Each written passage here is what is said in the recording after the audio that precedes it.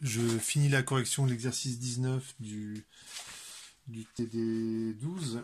J'étais arrivé à cette question-là.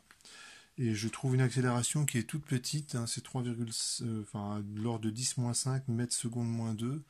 Donc c'est vraiment ridicule. Mais ce qu'il faut voir, c'est que cette force-là, cette accélération que vous l'avez tout le temps. Donc à la fin, vous pouvez quand même espérer gagner de la vitesse. Non pas parce que l'accélération est grande, mais parce que vous attendez très longtemps. La question 1.3.1, on vous propose une première stratégie pour vous éloigner de la Terre. Donc c'est la stratégie naïve, c'est-à-dire que si vous ne réfléchissez pas au problème, c'est ça que vous faites. Imaginez, vous avez la Terre qui est là, et vous êtes avec votre voilier solaire, je fais un dessin ici, vous avez la voile qui fait 1000 mètres carrés. 1000 mètres carrés, c'est pas énorme, hein, c'est un carré de 30 mètres sur 30 mètres sur 30 mètres. Donc c'est pas très grand. Donc vous imaginez, ça c'est le vaisseau, ça c'est votre voile solaire, donc vous êtes quelque chose qui réfléchit la lumière, et vous voulez aller au niveau de Mars que je vais placer ici. Et naïvement, qu'est-ce que vous feriez? C'est ce que vous feriez si vous deviez ce qu'on fait dans ce que n'importe qui ferait, hein, c'est-à-dire vous voulez aller de là à là, et ce serait bien que la force qui s'exerce sur mon vaisseau soit comme ça. Alors ça marche bien dans notre environnement. Alors, on va aller de A à B, hop, on y va, on se pose pas de questions. Si vous faites comme ça, en fait, vous y arriverez jamais. Vous y arriverez jamais. C'est ce que je vais montrer dans un instant. C'est que vous allez continuer à tourner autour du Soleil et vous allez juste vous éloigner un petit peu de 3 fois rien, mais vous continuez à rester autour du Soleil, rien de plus. Donc vous n'arriverez jamais à Mars si vous adoptez cette stratégie. Dans l'énoncé, on vous trace l'énergie potentielle effective modifiée en tenant compte de cette force qui est en plus, et ça fait une courbe qui ressemble à ça. Donc elle est bien tracée dans le sujet, ça fait un truc comme ça. Et pour une énergie mécanique donnée, la voile solaire, elle ne va pas vous donner énormément d'énergie, donc votre énergie mécanique, on va dire, elle est là. Vous êtes toujours dans cette partie, dans cette cuvette de potentiel. Et ce qui va se passer, c'est que vous avez toujours un état lié et vous êtes toujours entre deux valeurs, Rmin et Rmax, qui sont ici. Et ces valeurs, elles changeront jamais. Si vous restez dans cette configuration, Rmin sera toujours le même, Rmax sera toujours le même. Donc vous avez en gros une trajectoire elliptique, donc vous n'arriverez jamais au niveau de Mars. Donc cette stratégie marche pas. Alors, je vous propose une autre stratégie. Cette fois-ci, je mets le soleil. Je mets ma voile en biais. Je mets ma voile comme ceci. Donc j'ai mon vaisseau. Et la force, cette fois-ci, elle a deux composantes. Une composante suivant E2R. E2R, il serait dans cette direction-là. Donc je m'en fiche un petit peu, parce que je vois bien que ça ne sert à rien. Par contre, la composante suivant Eθ, elle va vous faire gagner de la vitesse, toujours dans le sens de votre sens de parcours autour du Soleil. Donc vous allez petit à petit gagner de l'énergie. Et ce qui va se passer, donc vous allez avoir une trajectoire en spirale et vous y allez arriver, hein, de la Terre jusqu'à Mars. Et ce qu'on vous demande dans cette question 2, c'est de montrer de donner l'expression de la dérivée temporelle du moment cinétique. Et donc j'utilise le théorème du moment cinétique, c'est le moment par rapport au Soleil de la force, non pas la force gravitationnelle parce qu'il est nul, mais juste de la force F. Et ça donne quoi? Par définition, c'est SM vectoriel F. Je détaille. C'est R suivant E de R, 0 suivant Eθ, 0 suivant E de Z, vectoriel F de R suivant E de R, F θ suivant E θ, 0 suivant E de Z, et quand on fait le calcul, on trouve R, F, θ suivant E de Z.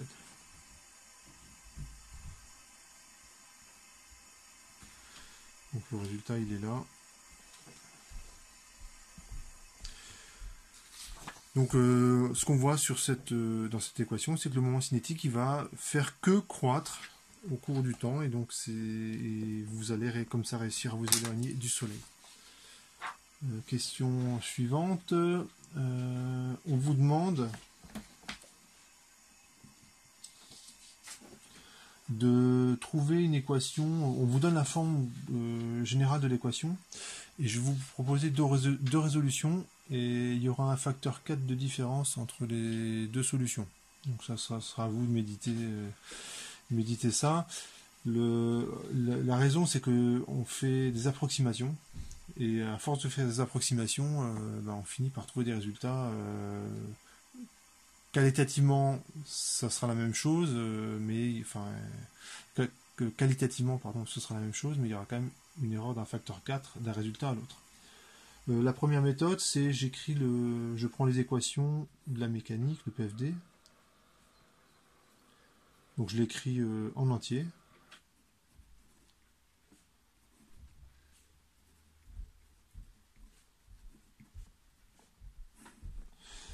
Vous avez la force gravitationnelle, la force qu'exerce la voile, ça c'est suivant E de R, E θ, E Z, ça fait 0. Et lorsqu'on lit l'énoncé, on vous dit déjà que ce terme-là, je vais le négliger. Donc a priori, je fais la méthode qu'attend l'examinateur. L'examinateur vous dit explicitement R seconde, il est nul, négligeable. Enfin, pas nul, mais négligeable. On néglige également F de R. Donc ça, je pense que c'est quand même une bonne approximation parce que F de R est tout petit. Et on a vu que c'est pas ça qui va vous faire aller sur Mars. Et on vous dit que la trajectoire est circulaire. Alors, si vous dites que la trajectoire est circulaire, c'est là que ça devient un peu... on commence à faire des approximations un petit peu comme ça. On a envie de dire que R point est nul. Mais si vous faites ça, en fait, vous n'arriverez jamais à obtenir l'équation R point égale. Parce qu'en négligeant R point, en fait, vous négligez ce que vous voulez calculer. Donc ça, il vaut mieux pas le faire. On a aussi envie de dire que θ seconde est nul. Effectivement, lorsque vous avez une révolution autour d'un astre et que la trajectoire est circulaire, θ seconde, on peut montrer que ça vaut 0. Donc ici, je vais négliger le θ seconde, mais je ne vais pas négliger le R point. Et là, c'est un petit peu bancal ce que je fais. Alors, je pourrais me dire c'est l'art de faire des approximations, blablabla, mais là franchement, il y a un gros manque de rigueur. Je vais quand même arriver à un résultat qui a la forme donnée par l'énoncé. Donc, on va dire je sauve les meubles. Ce que je vais faire, c'est que, ayant négligé le R seconde, je peux isoler θ point et je vais le réinjecter dans la deuxième équation. Donc il y a un petit calcul à faire. Ça fait R point qui est égal à F θ sur 2m θ point. Le θ point, je le remplace. Ça fait F θ. Et θ point, ça vaut grand G, grand M. Le petit m, il se simplifie sur R puissance 3 et le tout exposant à demi. Parce que θ point carré, il faut que je prenne la racine. Et ça donne, j'ai le F θ sur M, donc tout va bien. J'ai le R exposant 3 demi, donc tout va bien. Et je divise par 2 racines de GM.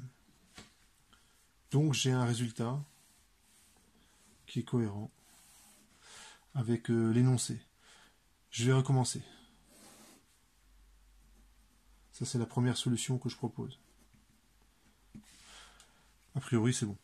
Deuxième solution, je vais utiliser l'expression de θ point. On réutilise. Donc là, les deux méthodes, elles sont équivalentes. Donc j'ai grand M sur R puissance 3 et le tout racine. Hein, je déduis ça de la première équation. Ça donne ceci. Et maintenant, j'utilise le résultat de la question d'avant. Parce que vous avez quand même remarqué que quand j'utilise cette méthode-là, je n'utilise pas le résultat de la question d'avant. Et c'est là que... Enfin bon, ça serait pas très grave le jour du... Si vous rendez une copie comme ça, c'est pas grave. Il y aurait une erreur d'un facteur 4. Bon, on verra quand même que l'erreur d'un facteur 4, elle se paye cher hein, en nombre d'années de voyage. Mais c'est pas sur une copie, c'est pas grave. Je vais utiliser ce résultat-là. Donc je prends le genre L de S, je vais considérer que c'est la coordonnée suivant Z du vecteur L de S. C'est R de Fθ. Comme ça, j'utilise le résultat de la question d'avant. Et L de S, c'est M R carré θ point.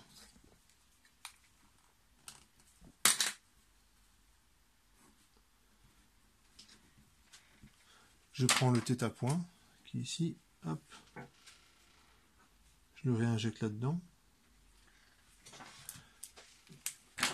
Ça donne D sur D de T, mr carré. θ point, c'est racine de Gm sur R puissance 3 égale R Fθ. Donc voilà, je déroule mon calcul. M racine de Gm et il me reste racine de R au numérateur égale R Fθ. Et lorsque je dérive racine de R, ça fait bon, le terme constant, on s'en fiche, sur 2 racines de R et R point. Et finalement, j'arrive à R point égale Fθ sur M, donc tout va bien. R exposant 3,5, tout va bien, mais le facteur 2, hop, se retrouve au numérateur. Donc si vous écrivez ceci, vous arrivez, avec cette méthode-là, vous arrivez à ce résultat-là.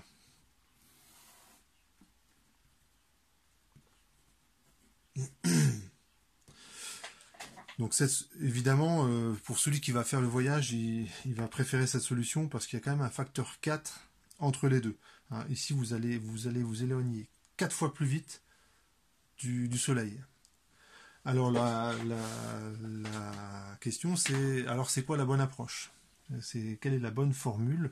Donc il y a une solution pour répondre à ça, c'est on sort l'ordinateur, on fait résolution numérique, et puis on compare ce qu'on obtient par résolution numérique avec ce qu'on obtient avec cette formule et avec cette formule. Et puis on regarde laquelle marche le mieux. A priori, la bonne solution, c'est celle-là. Vous avez vu qu'à un moment donné, j'ai fait, c'est ici, j'ai fait des approximations et j'ai hésité. Est-ce que c'est θ seconde que je néglige? Est-ce que c'est R point que je néglige? Et donc, du coup, je sais pas, on sait pas trop, quoi. On sait pas trop quel terme négliger. En fait, la bonne solution, ça aurait été de retravailler ce terme-là. En fait, en faisant les approximations, je l'ai pas bien fait. J'ai manqué de rigueur. Et donc, cette solution-là, a priori, elle est moins bonne. Enfin, c'est pas la bonne, quoi. Le truc qu'il faut voir, c'est, vous voyez l'équation qui est là, la deuxième, il faudrait la multiplier par θ point, par E, excusez-moi, par R. Et quand vous faites ça, d'ailleurs on va obtenir l'équation qui est là, vous pouvez intégrer le terme de gauche, et c'est la dérivée temporelle de R carré θ point. Et quand vous faites ça, les approximations que vous pouvez faire après, elles sont beaucoup mieux. Hein, vous y allez pas à la hache, quoi. Hein, même si le résultat est qualitativement le bon, c'est quand même mieux cette démarche. D'ailleurs, on le voit, hein, ici, on a juste fait une approximation pour le calcul de θ point, et puis c'est tout. On n'a même pas eu besoin de faire une approximation pour f de r qui est négligeable. D'ailleurs, on se rend compte que l'énoncé, c'est pas très clair au niveau de l'énoncé. Hein, on vous dit qu'il faut négliger f de r.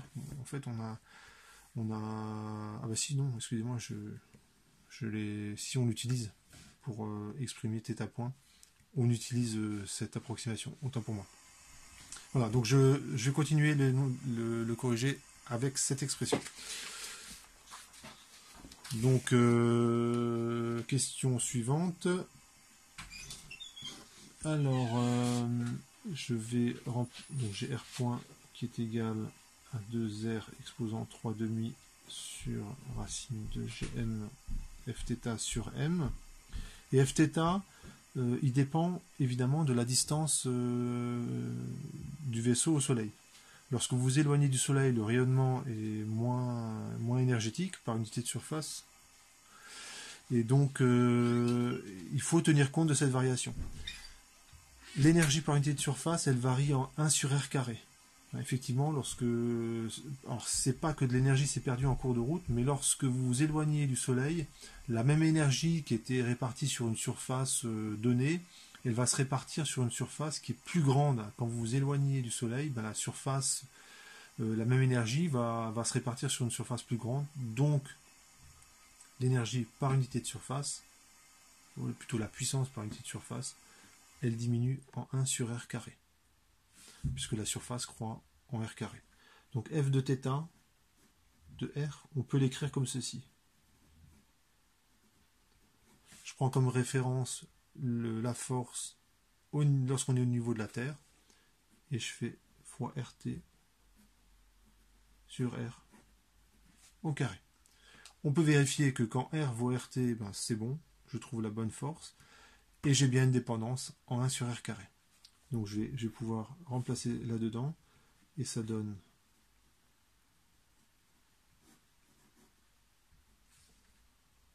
ici c'est petit m.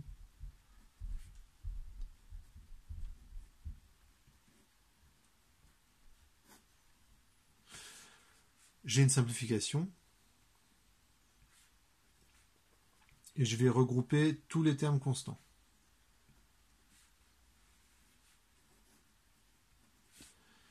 Et sauf erreur, j'ai 1 sur racine de R au dénominateur. Je vérifie que je n'ai pas oublié de terme de Fθ, RT au carré, Gm. Ouais, c'est bon. Et je vais faire une séparation de variables. Donc pour faire ça, il faut que j'écrive que R point c'est D de R sur D de T. Le racine de R, je le passe ici, le D de T, je le passe là, et ça me donne racine de R fois D de R, ça fait 2F. Donc la constante, bon, je la recopie, fois D de T. Quand je suis arrivé là, en fait, j'ai fait la question 3-4, et j'enchaîne direct sur la question 3-5. Donc je reprends cette équation-là, et je mets le signe somme de l'intégrale. Ce que je fais à gauche, je le fais à droite, hein, c'est le principe de l'égalité. L'intégrale, je la fais de 0, l'instant 0 jusqu'à t. R varie du rayon de la Terre jusqu'à R. Et ça va donner quoi? Une primitive de racine de R, c'est 2 tiers de R exposant 3 demi entre la Terre et le rayon R. Et l'intégrale ici, bon, c'est très facile puisque ce terme-là est constant, fois d de t, donc ça fait 2fθ. Donc je recopie la constante encore une fois.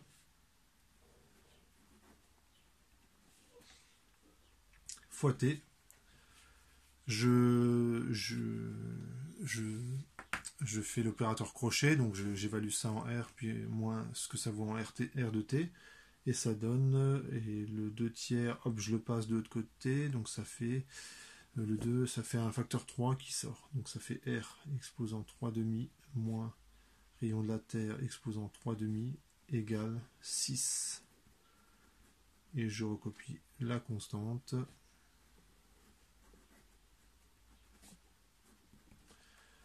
Et ce qu'on vous demande, c'est le temps de transit entre la Terre et Mars. Donc qui est noté comme ça. Ça fait... je recopie, voilà, encore une fois la constante.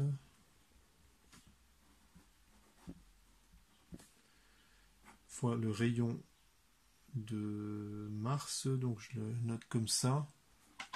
Je vérifie juste si je suis bon au niveau des notations. Ouais, c'est RM, exposant 3,5 moins le rayon de la Terre, pas le rayon de la Terre, mais le rayon de l'orbite terrestre autour du Soleil. Et on a ceci. Donc il ne reste plus qu'à faire l'application numérique. Voilà, je m'en suis rendu compte que j'ai fait pas mal d'erreurs. Le surm là, il a disparu en cours de route, donc je l'ai remis. J'ai fait une grosse erreur de calcul lorsque j'ai passé tout ça de l'autre côté. Bon, bref, là j'ai corrigé et je trouve un temps de transit qui vaut 2984 jours. Donc si vous faites le calcul, ça fait... ouais, on compte en années là, c'est 6, 7, 8 ans à peu près. Bon, vous faites le calcul. Mais c'est ce genre de course, voilà, ça dure un moment pour vous déplacer de la Terre à Mars uniquement avec une voile solaire qui fait 1000 mètres carrés. Voilà pour cet exercice.